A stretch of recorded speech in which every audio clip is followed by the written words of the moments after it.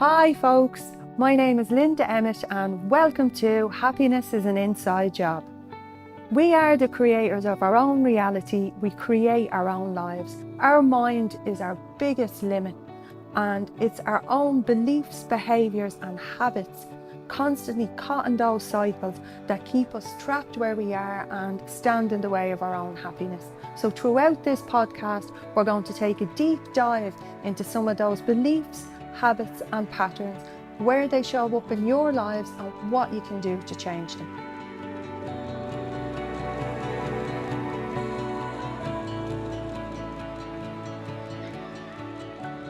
On this week's podcast, we're going to talk about perfectionism and exactly what perfectionism is, what it impacts and how we can make some changes.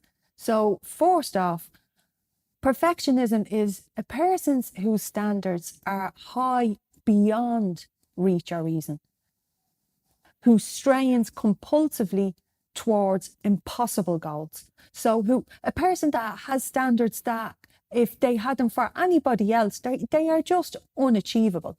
And people that struggle with perfectionism, they actually measure their own worth entirely in terms of productivity and accomplishment. So they do not get their value in who they are, they get their value from what they do. So you're always striving to do more, be more, to have those things perfect, because that's where you're getting your actual value. One of the things to look at first is what we believe we gain from perfectionism, because it is a behaviour we're holding on to at the end of the day, be it subconsciously. So it's looking at what the perfectionist believes they gain from being a perfectionist. And one of the things can happen is perfectionism can be viewed as a strength. The person thinks, oh, I have very high standards. That's the kind of person I am. I have extremely high standards. And those high standards can get you approval and praise and those feel-good emotions, those compliments. And if you do get your value from what you do and your productivity, that praise can actually mean a lot. That can feel like you're getting approval. So that's one of the reasons we can think we're gaining from perfectionism. Another reason is it's a way of feeling in control. If you have everything absolutely pristine and perfect, it makes you feel like possibly very little or nothing can go wrong. You're controlling the situation as much as possible. So, and that can be like a safety strategy. Another reason is perfectionism can be like an avoidance strategy, as in we're avoiding negative feelings like shame or feelings of inadequacy, feelings of worthlessness or being unworthy. We can actually be trying to achieve that perfection to avoid those feelings of unworthiness. And it's usually built in from childhood as a survival strategy, from not feeling good enough, not reaching the standards you felt that you had to reach. So we can then begin to overfunction or compensate to avoid feeling like that again, to avoid feeling not good enough. So some of the things that it can really, really impact in our lives, being a perfectionist, as I say, we can think the gains are, having those really high standards and being in control. But some of the things that it can negatively impact certainly are, we can be very unwilling to submit our work or our projects, to put those forward, because we're holding on to them to get that extra 1%, 2% of perfection. We can be setting our goals far too high. Our standards are near or absolutely unachievable. They're just too high for us to achieve. We can take mistakes extremely badly. Because you feel you have to be perfect, you deem a mistake as a failure. You've absolutely failed because your work is not perfect. Never being satisfied with your achievements, whether it's getting that 82%, 85, 90%, it's still not that 100%. You're looking at everything you haven't done that didn't get you that extra 5%, as opposed to the 95% you achieved. It can also lead to a lot of rework and rewriting, reading over and over and over things relentlessly, changing a word, tweaking, changing a font, changing a title, repacking a suitcase, wherever perfectionism shows up for you. And that behavior can cause you to miss deadlines or cut-offs regularly because you're overdoing and overworking way past that cut-off wire, and causing yourself a huge amount of stress in the process and anxiety, because that deadline is looming, that work or that project needs to be submitted, or that case needs to be packed, and you're getting stressed and you're getting anxious because it's still not perfect to you. Another way it can show up, and this impacts our relationships, is you don't trust others to do the work. And this is where it can show up again as controlling, that you don't trust anybody else, be it how they make the bed or sweep the floor. They don't make it perfectly. They don't do it the way you do. And that can create negativity in your relationships, because the other people then don't feel as if what they do is good enough for you. So that can have an impact on your relationships, both your friendships and within your work life. When you have perfectionistic tendencies, tasks and work can nearly seem monumental. When you're facing a new task, for perfectionists, it's not like for everybody else. When perfectionists see a new task, because they know the level they go to, because they know the level of time rewriting, reworking, the stress and the anxiety, it can really cause them to procrastinate, because that task that seems smaller to the rest of us can actually seem monumental to the perfectionist, because they know that they're going to be constantly tweaking it, taking far too long to complete that task and move on. So therefore they begin to procrastinate, do anything else, wash the walls, polish the forks, anything to avoid doing that actual task and not going into those feelings, feeling the way they do, feeling that overwhelm.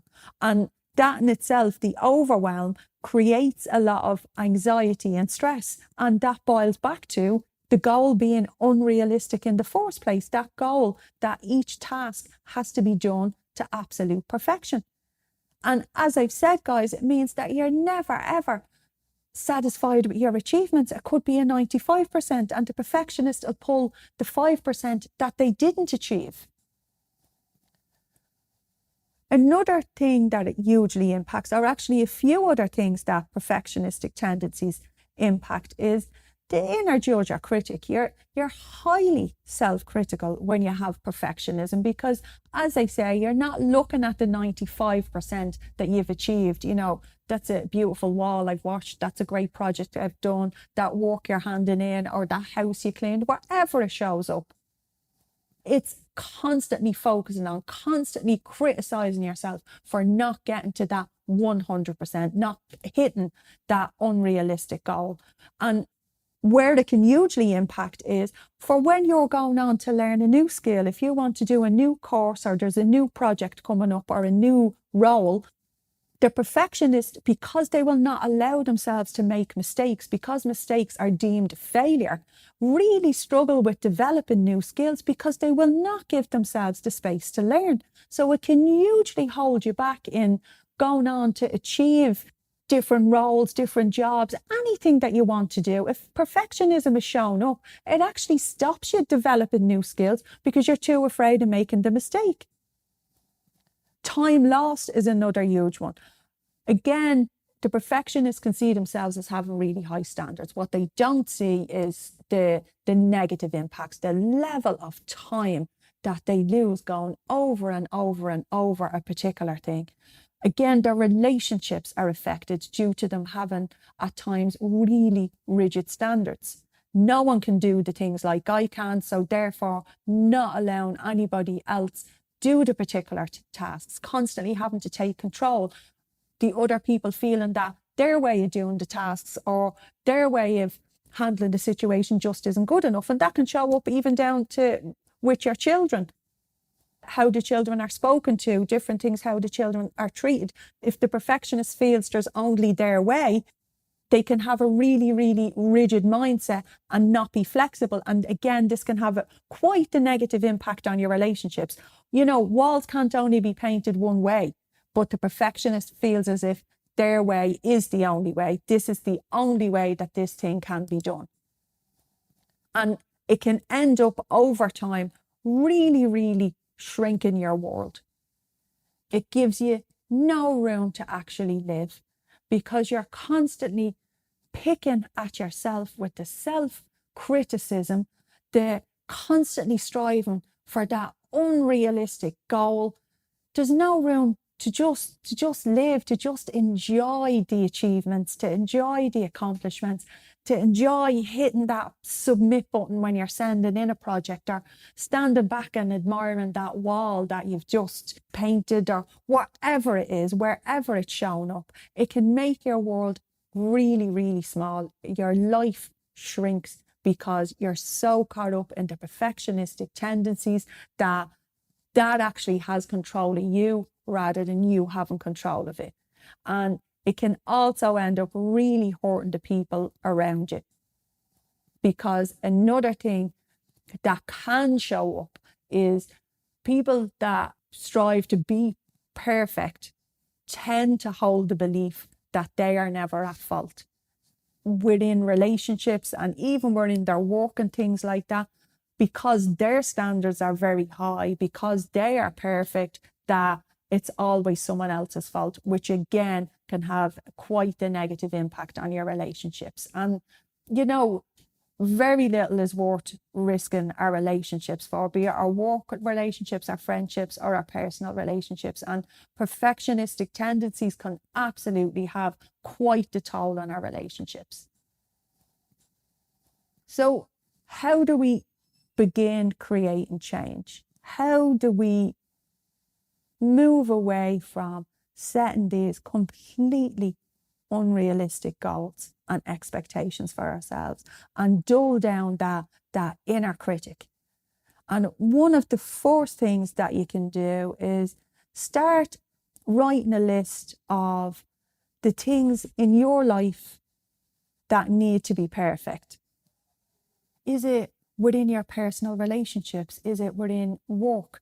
Is it at home, within the home, with your children, with the standards of the house? Where is perfectionism shown up? Because what you are guaranteed is it spreads out across your life. Once you're gaining something from the behavior, be it moving away from those negative feelings, feeling like you're in control. And if you're believing that you're getting that from perfectionism, it does span into other areas of your life.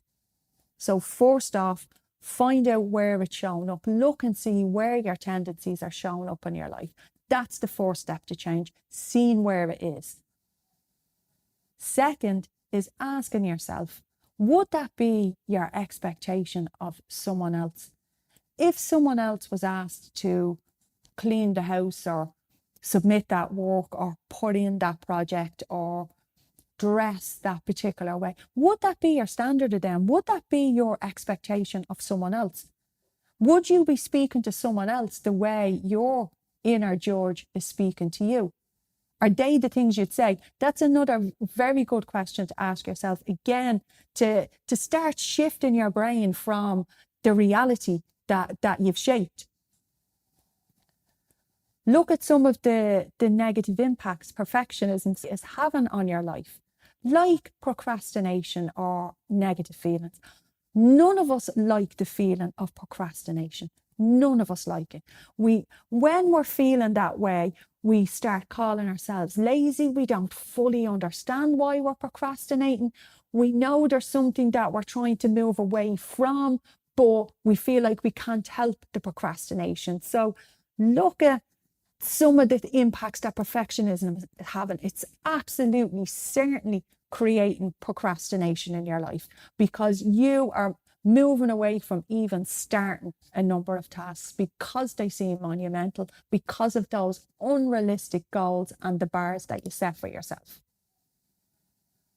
Looking at more positive ways you can channel your perfectionism, like committing to reducing the amount of times you check or rewrite your work. or you redo the house or rewipe the counter, whatever it is, pick a number of times you're going to check or you're going to go over or choose a timeline and stick to it and relentlessly stick to it. And that's somewhere new your perfectionism can show up, that you are perfect to sticking to the amount of times you allow yourself recheck your own work and then slowly reduce that back. Another thing to be really mindful of for us all, and I do bits of this myself within my own life, is don't measure yourself against a master. I train with a trainer who happens to be a guy about 30 kilos heavier than me and, absolute muscle, because he trains 6 days a week and has a phenomenal lifestyle. It's part of his career. I sometimes weigh up my fitness against his, which is unachievable for me. And that's something I have to learn to move back from. So don't, especially if you choose to learn something new, you're stepping into a new space, or even the work you have been doing, be mindful of who you're measuring up against. I mean, if you're going out there and you're painting walls, don't measure against Van Gogh. Choose something more measurable. Reduce your goals and your targets first for yourself. And ask yourself again, are they targets you'd set for someone else? Recognise also perfectionism for what it is. Perfectionism, the nature of it, is unrealistic. The definition of it is, it's an unrealistic standard you have set for yourself. You set it so you can change it. I'm literally reminding yourself that you are not being rational. You are being unrealistic. And you need to shift from being unrealistic to being realistic. When you start moving away from those unrealistic standards you've set yourself and look at showing your brain the reality of how perfectionism is impacting you and your life, showing yourself the reality, that in itself creates change. What do you believe you're gaining from being perfect? And asking yourself and sitting with yourself and asking yourself, what are the costs? What is the impact, the negative impact that perfectionism is having on your life? How does it make you feel? What is that inner judge relentlessly saying to you? How much time are you losing trying to gain that extra 5%? Relentlessly tweaking and adjusting, shifting and changing. How much time are you losing, and what else could you be doing? What other things could you be doing that you enjoy, that you're giving up to gain this extra 5%? And what does it matter whether you get that 5% or not? In reality, what does it matter? What difference does it make? Effectively, you're trying to move away from negative feelings of feeling unworthy or feeling not good enough. But what you're creating is a monstrous amount of stress for yourself, anxiety, procrastination, and you cannot fill that void of feeling unworthy by trying to be perfect, because perfectionism or perfect is unattainable. So you're chasing that unrealistic goal. Another thing to ask yourself, and this is hugely important, is, and we may not see it all the time because we're so trained to the behavior, we're trained to live in that way. How does it impact your relationships? How is it showing up in your friendships? How much time are you losing to it? Are you treating people slightly differently because of your standards of being perfect? Do you behave differently in work? Do you have different standards for other people? How is it showing up with your children in your home life? Ask yourself these questions and start looking at the reality of the costs it's actually bringing into your life. Because again, once we start moving away from what we believe about things and into the reality of what they actually are, that in itself helps you create huge change. So challenging the truth and challenging what's actually there. Perfect is a cruel illusion that just keeps us stuck. It keeps us procrastinating. It stops us starting new projects. It negatively impacts our relationships, and humans are not built to be perfect. So when you feel that drive coming on to make something perfect, when you can feel yourself getting tense, uptight, doing that extra scrolling or rechecking, call yourself out. You feel it coming on. You know you're doing it. You have a choice in that moment.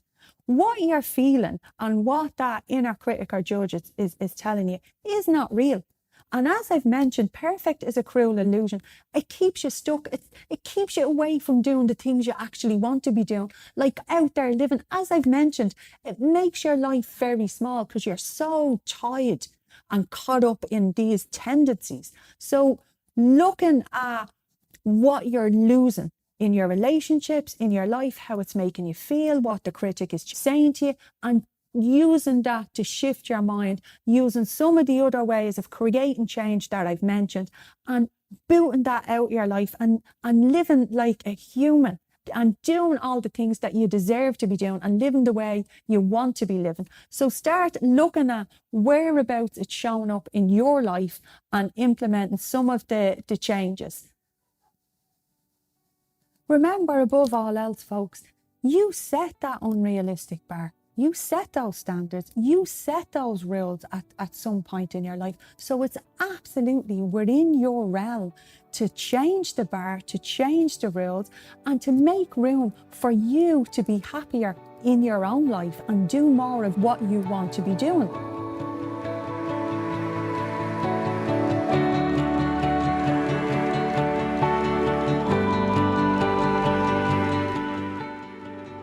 Thanks for tuning in, folks, to this week's episode of Happiness is an Inside Job.